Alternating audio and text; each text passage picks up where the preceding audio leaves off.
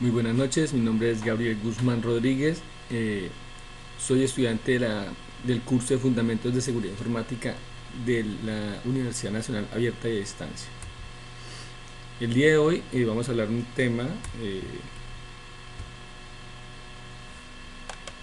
sobre algunos conceptos básicos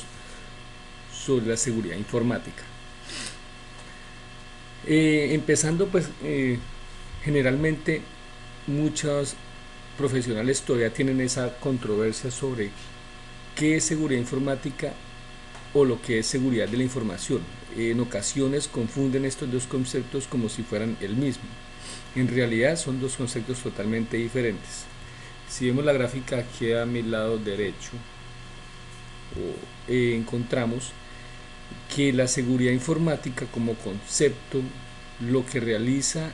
es la protección de los datos, no solo los datos digitales, sino también los datos físicos,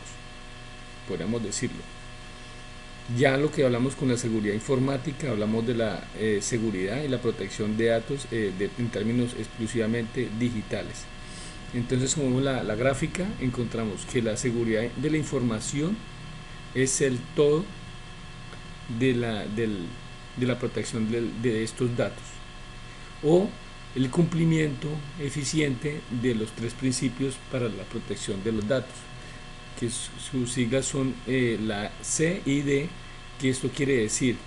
que la información debe ser confidencial, integral y debe estar disponible solo a las personas que sea necesario.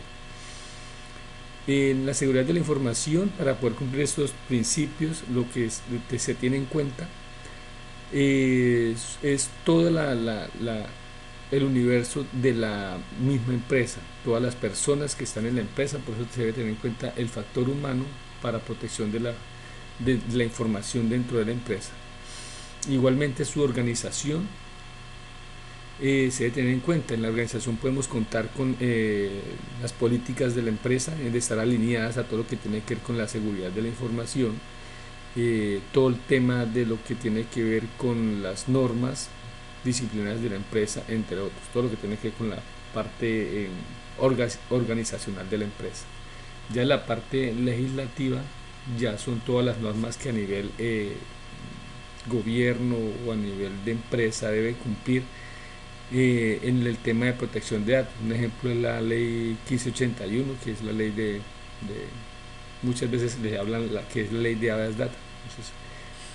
esa ley hay que tenerla en cuenta porque esa ley hay que cumplirla. Muchas empresas que manejan bases de datos, todo el tema de bases de datos, debe cumplir ese tipo de normas. Y ya la parte de la seguridad informática, que ya podemos estar hablando en partes de lo que se habla es de la parte ya tecnológica, de la infraestructura para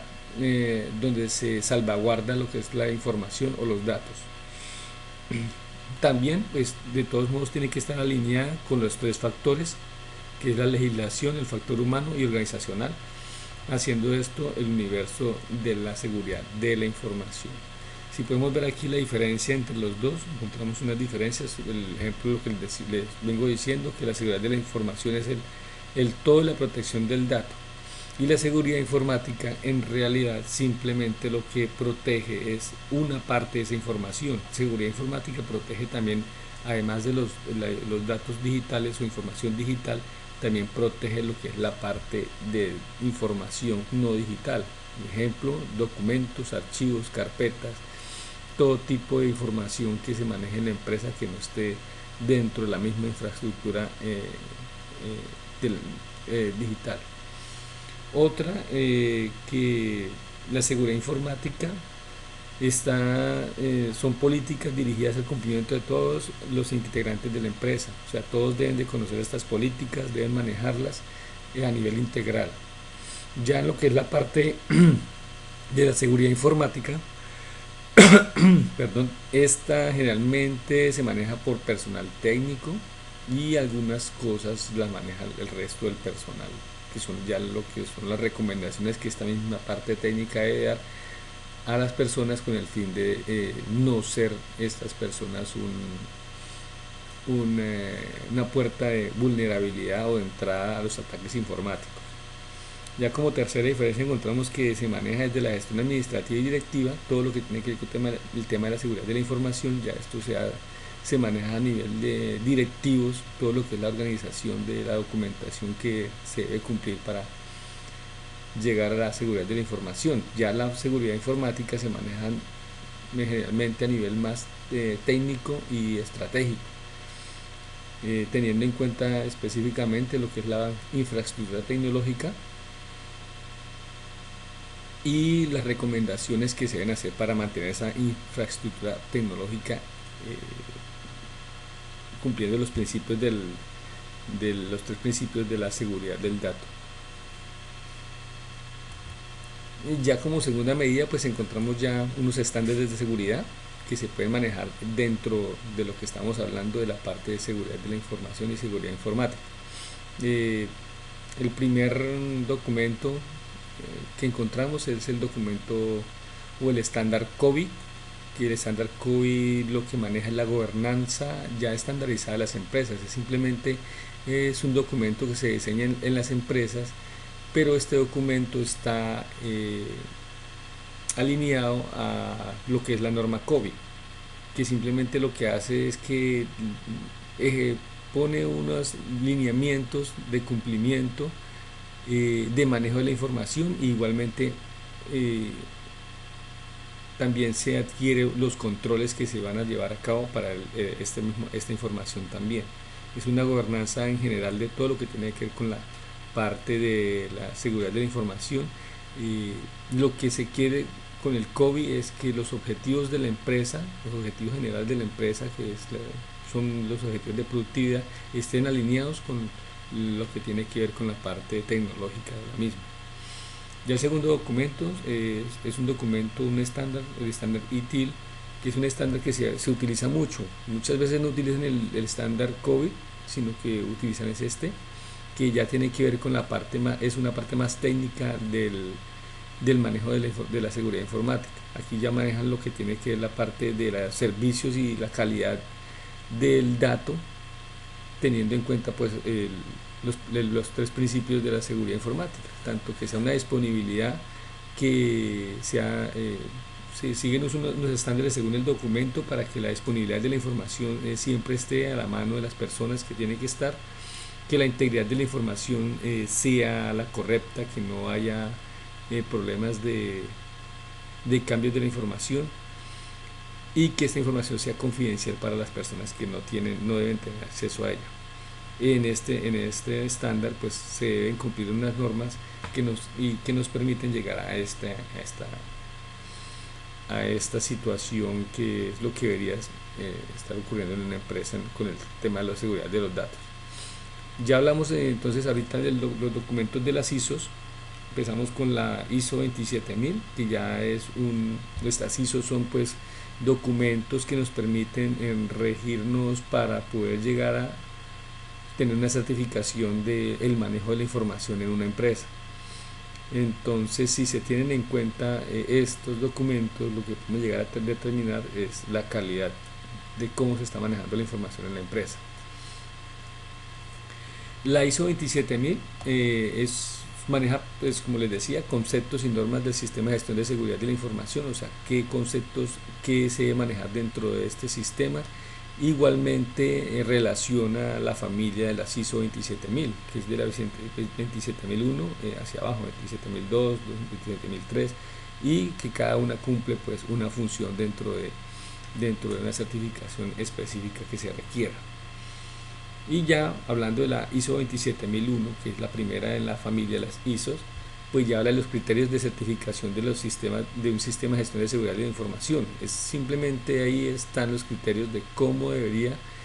fundamentarse o crearse un sistema de gestión de seguridad de la información. El sistema de gestión de seguridad de la información simplemente es el estándar o es lo que se realiza o plasma o es el resultado de tomar esta ISO 27001 y llevarla y adecuarla a la empresa. Gracias a estos criterios, entonces ya tenemos un criterio para que en caso dado querramos como empresa certificarla de que estamos haciendo un excelente manejo de la información y podemos garantizar la seguridad de esa misma información, entonces podemos llegar a solicitar la certificación por parte de empresas certificadoras autorizadas. Vamos a ver unos casos documentados de lo que tiene que ver con casos de ingeniería social, en lo que tiene que ver con ataques informáticos. Esos son casos reales que la mayoría pues conocí, tuve la experiencia de conocer estos casos mientras laboré como perito en informática forense, entonces la mayoría, creo que todos, tuve relación con ellos. El primer tipo de caso o tipo de modalidad delictiva que podemos encontrar es el phishing más el carding. Yo lo relaciono así, hay personas que lo relacionan como una sola modalidad, pero en realidad estos tipos de cibermodalidades delictivas siempre están asociadas, como lo van a poder encontrar. En general la ingeniería social siempre se asocia, el mayor de las veces, no siempre, pero siempre se está asociando al phishing. El phishing, que simplemente es la creación de correos, de páginas donde están ahí o se envían y están ahí en el ciberespacio esperando que persona pues oprime un botón, contesta un mensaje, envía datos a través de estos tipos de mensajes que están en el ciberespacio. Por eso se llama phishing, que viene de pesca, pues porque simplemente es esperando que las personas mismas caigan en ese anzuelo. Entonces, ¿por qué lo combino yo phishing y carding? Porque para la modalidad que vamos a ver, estamos mirando, podemos encontrar que phishing se utiliza en el momento de que llega, un ejemplo, en esta modalidad nos ocurrió que llega un correo de una, pues en este momento yo puse pero no es los datos pues por lógica los cambié, pero digamos que por ejemplo puse del Banco Santander, donde llega un mensaje, un correo a una empresa acá de donde yo resido, y lo que pasa es que ese mensaje nos dice, como dice acá, que la cuenta ha sido bloqueada, que bueno, en ese caso era lo que les decía, que la cuenta había sido bloqueada, que tienen que actualizar datos para poder desbloquear la cuenta. Entonces las personas, pues como no tienen conocimiento de estas modalidades delictivas, lo que hacen es darle acá donde está el botón de continuar de la página. Esto los lleva a otra página donde les pide actualizar los datos de la tarjeta de crédito. Entonces pues los datos que le pide por lo general van a ser siempre la fecha de caducidad de la tarjeta, el número de la tarjeta y el código de seguridad que se encuentra en la parte posterior. ¿Por qué piden estos tres datos? Simplemente porque son con los tres datos que se puede hacer cualquier tipo de compra por internet, por telefónicamente. Muchas veces también se puede hacer, se hacen esas compras todavía, ya no es muy común, pero se hacen con esos tres tipos de datos. O sea que la persona que tenga estos tres datos simplemente va a poder hacer muchas cosas. Se está hablando mucho en este momento de que están asociando mucho esto a las compras de cuentas fraudulentas de Netflix, de que simplemente lo hacen es con estos documentos, y las personas se lucran pues vendiendo esas cuentas a un precio mucho más económico. Ya encontramos otro tipo de phishing, otro tipo, perdón, de modalidad delictiva que también asocia el phishing y lo asocia también con el malware de mando y control. Esto ha ocurrido mucho acá, igualmente en muchas partes de Colombia y el mundo sigue ocurriendo. Especialmente en este caso lo que obtuvimos fue que llegó un correo a una empresa donde igualmente solicitaban que su cuenta, que tenían una cuenta de cobro de ese banco, o sea, un tipo de embargo de ese banco. Entonces lo que les pedían era que verificaran un archivo que se les anexaba acá, generalmente les anexan un link y les anexan un archivo que por favor verificaran ese archivo donde está todo el contenido de lo que tiene que ver con ese tipo de embargo. ¿Qué pasa con esos archivos? Que son archivos que en realidad no son ni archivos de Word ni de PDF, sino son archivos, son ejecutables, pero que están comprimidos en unas otros tipos de software que permite que al dar clic en ellos lo que se realice es la instalación del mismo en un equipo. Y si aunado a esto el equipo de cómputo no está actualizado en su antivirus y en su sistema operativo, como nos ocurrió en este caso, lo que hace es que la empresa, al no manejar su información debidamente, pues instaló este troyano o este malware troyano dentro de la máquina. Al mismo tiempo lo que hace es que este software instala otro software, los descarga automáticamente de internet y le da la opción aquí, como un ejemplo puse yo esta foto, al delincuente o a la persona de poder llegar a manipular el sistema desde donde esté, comando y control. Ya con comando y control la persona lo que hace es instalar otro software, un ejemplo los Keylogger, que los Keylogger son software que permiten poder copiar todo lo que tiene que ver con la información de manipulación del teclado. Cada vez que uno teclea o escribimos algo dentro del teclado, eso va a quedar registrado dentro de un archivo en la misma máquina. Efectivamente, al realizar el análisis forense de esa máquina, encontramos los archivos los archivos donde se está guardando esa información, donde encontramos con fechas y horas donde las personas que manejaban la parte de tesorería de la empresa lo que estaban haciendo era a lo que tecleaban, dejaban toda esa información allá guardada gracias a este otro software malicioso que se instalaba, y era la información de autenticación y de contraseña de las cuentas bancarias de la empresa. Después de que esto pasa, lo que hace el delincuente es que después de tener esas claves y para que no haya sospecha de dónde salieron o de dónde se están haciendo las transacciones, lo que hace es que con otro software de mando y control toma el control de la máquina, y desde la máquina, en momentos que de pronto las personas no estén elaborando, lo que hacen es que realizan las transacciones de las cuentas bancarias a cuentas del delincuente. Efectivamente se logró tomar fotografías del delincuente en otras ciudades, pues retirando el dinero. La investigación sigue, se tiene inconvenientes en la parte legal. Los bancos en general muchas veces no quieren responder, porque ellos lo primero que hacen es enviar un reporte a la empresa diciendo que las transacciones se hicieron desde los equipos y desde las IPs de estos equipos. Entonces, por tal fin, la pelea siempre es complicada, aunque ya hay sentencias donde se dice que eso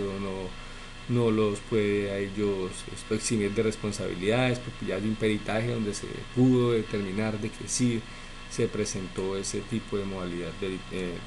delictiva. Seguimos con otra modalidad delictiva que también ha ocurrido mucho. Ese es un caso muy particular. Este caso fue ya hace más o menos 2 años, pero pues sigue vigente. Este es un caso donde en una empresa donde generalmente, como todas las que estoy nombrando acá, no manejan no manejaban o no sé ahora si ya lo hagan, pero en ese tiempo no manejaban ningún tipo de control de seguridad de la información y de seguridad informática. Simplemente ellos se confían de lo que tenían instalado, servidores y eso, y el ingeniero de pronto no acató de pronto de darle esas recomendaciones a las personas de esta empresa. En este caso es una pyme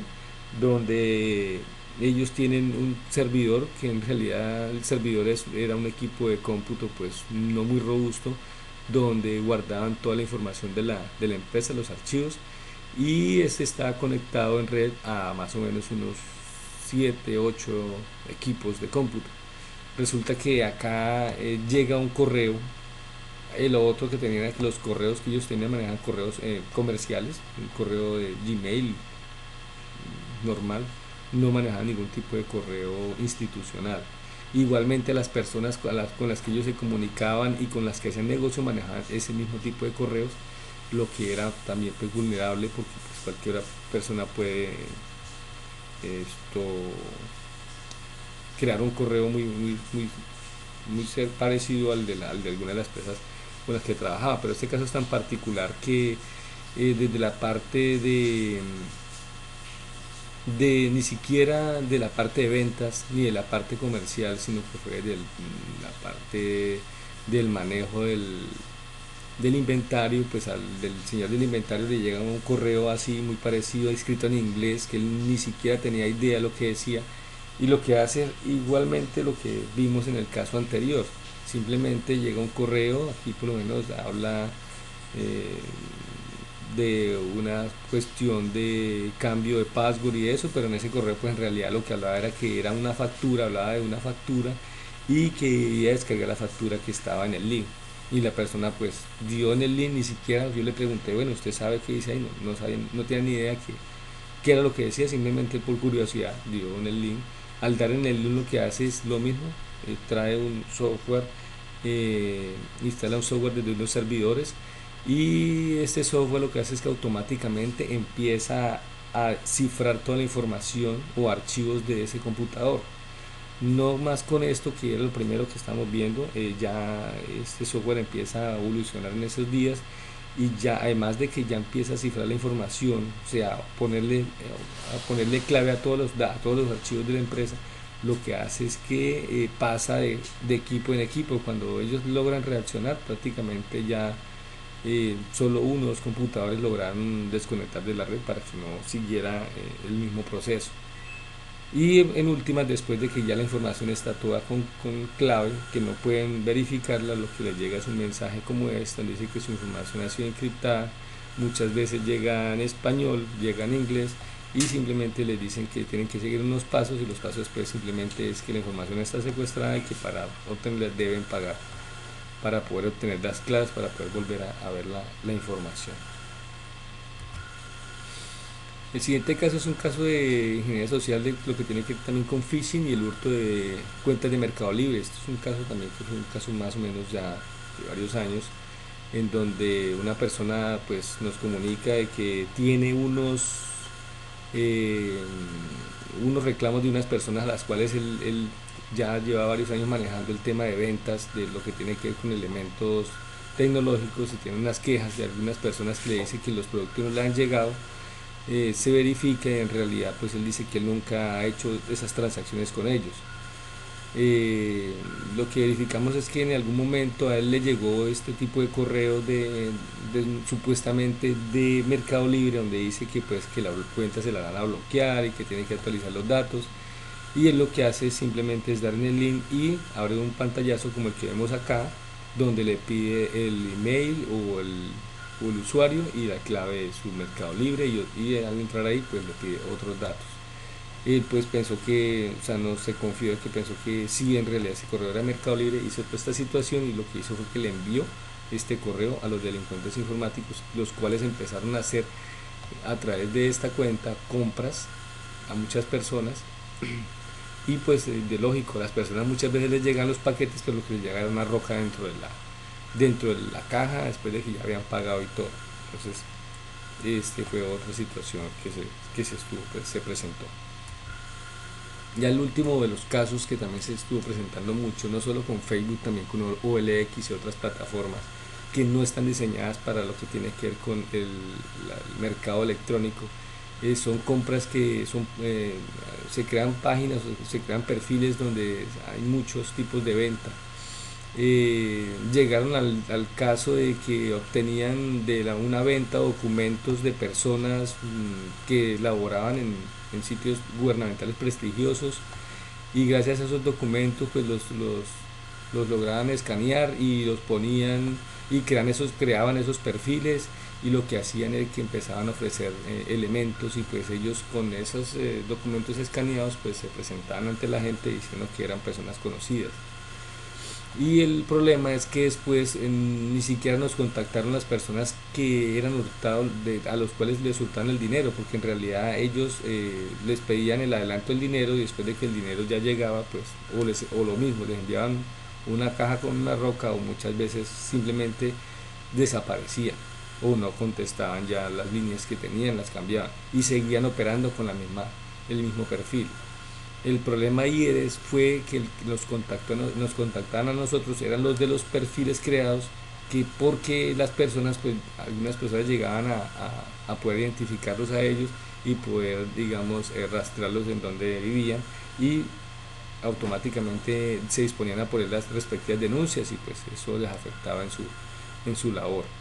Entonces, para que se tenga en cuenta también de toda la información que nosotros podemos estar dando por las redes sociales, que no es conveniente estar eh, subiendo documentos y demasiada información personal. Eso. Y además de que se deben tener todos los controles de seguridad que manejan las configuraciones de las redes sociales. Ya por último hablamos del concepto de seguridad digital. El concepto de seguridad digital es básicamente lo que nos trae a colación es la tranquilidad o normalidad del entorno digital que es el que debería ser, el cual está gestionado, protegido por los entes del Estado. Entonces, a través de que lo protegen ellos para que se dé esta tranquilidad, a través de la implementación efectiva de medidas, el uso efectivo de las capacidades de ciberdefensa, un ejemplo acá en Colombia, que ya tenemos varios CECIR, varias entidades, el CAI virtual de la policía y sucesivamente se van creando muchas más entidades y el gobierno va creando muchas más normas para la protección de lo que tiene que ver la parte de la ciberdefensa y ciberseguridad y todo lo que tiene que ver con la gestión del riesgo, que es igual, por lo menos se crean documentos como los COMPES donde se empiezan a hablar del todo el tema. Esto aunado a que tiene que estar también comprometida en lo que tiene que ver la parte de la sociedad, tiene que haber un compromiso para que esa tranquilidad se dé, donde ellos también tengan el conocimiento de lo que está pasando en el ciberespacio, el gobierno como primer responsable y las empresas. Muchas gracias, espero que les haya gustado la presentación.